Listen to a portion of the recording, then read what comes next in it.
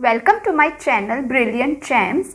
किसी ने क्या खूब चीज़ कही है, यूनिवर्स को आप जो कुछ भी दोगे वो ही आपको फिर से मिलने वाला है। आज इसी के ऊपर मैं आपको एक इंस्पिरेशनल स्टोरी बताने वाली हूँ। लुक गाइस, अभी कलयुग चल रहा है और इस कलयुग में इंसान इंसान का नहीं रहा है, यहाँ तक कि हम तो एनिमल्स को भी नहीं बख्शते हैं। बहुत सारी ऐसी चीज़ें हो रही है जो आज के टाइम में नहीं होनी चाहिए और शायद इसीलिए भगवान भी हम पर इतनी ज़्यादा मुसीबतें डाल रहा है जो मिटाने से भी मिटती नहीं है। क्योंकि ये घोर कलयुग में किसी को किसी की कुछ कदर ही नहीं है। हर कोई बस अपना ही सोचता है, किसी से कैसे बदला लेना, किसी के बारे में कैसे बुरा बोलना, बुरा सोचना, यही सब कुछ होता जा रहा है। और जब तक ये सब कुछ नहीं रुकेगा तब तक हमारे दुनिया पे भी भगवान का जो प्रॉब्लम्स डालना है या जो कुछ भी है, कोरोना आया और कितनी ज़्यादा चीज़ें आ गई, वो सब कुछ और को आए ही जाएगा। तो आज के टाइम में भी अगर आप किसी का अच्छा करोगे तो आपको भी अच्छा मिलने ही वाला है, और अगर आप किसी के बारे में बुरा सोचते भी हो तो आपके साथ भी वो ही बुरा होने वाला है। बिकॉज यूनिवर्स को जो दोगे वो ही यूनिवर्स आपको वापस देने वाली है। तो एक बूढ़ा इंसान था जो हॉस्पिटलाइज था, बहुत ही बीमार रहता था। हॉस्पिटल में उसकी ट्रीटमेंट चल रही थी। हर रोज़ एक लड़का आता था और आके वो बूढ़े आदमी की केयर लेता था, उसको बहुत अच्छी तरीके से ट्रीट करता था, उसको खाना खिलाता था, उसको वॉक पे ले जाता था, उनके साथ बैठ के बहुत सारी बातें करता था और फिर वो सब कुछ करके अपने घर चला जाता था। ऐसा 5-6 दिन लगातार चलता रहा और एक बार एक नर्स आई और नर्स ने आके बताया कि आप तो बहुत ही लकी है कि आपको इतना अच्छा बेटा मिला है, वरना आज के टाइम पे कहाँ पे बेटे अपने माँ बाप की इतनी सेवा भी करते हैं। आप तो बहुत ही लकी है।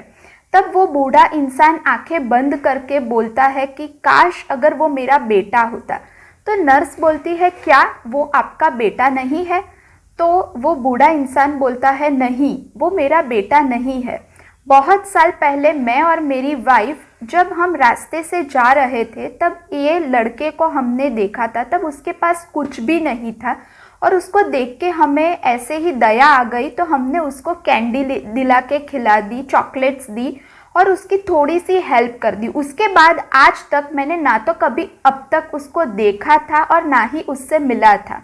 जब वो बड़ा हुआ, पढ़ाई करके बड़ा इंसान बन गया, तो उसने हमें ढूंढने की कोशिश की।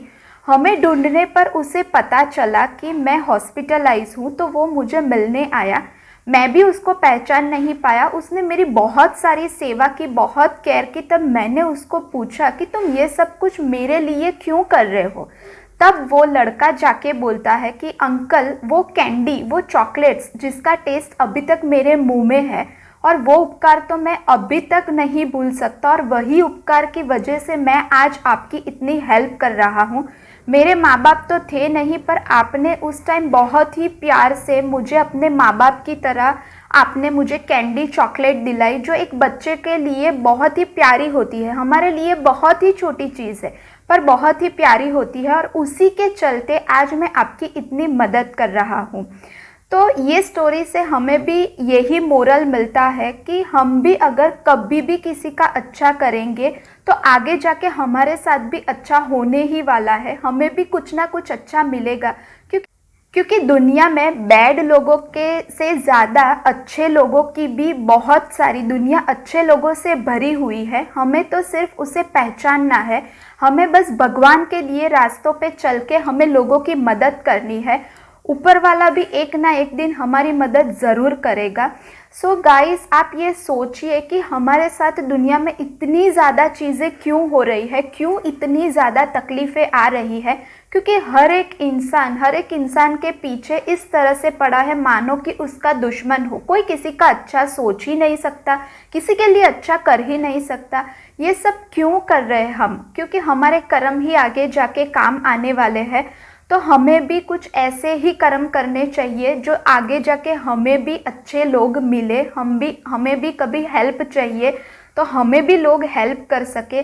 वो लास्ट में मैं बस यही कहना चाहती हूँ कि कहते हैं ना कि अपना हर किरदार इतनी शिद्दत से निभाओ कि पर्दा गिरने के बाद भी तालियां बजती रहे। Thanks for watching. अगर आप मेरे चैनल पे नए हैं तो subscribe to my channel, and video आपको पसंद आता है तो like my video. Thanks for watching.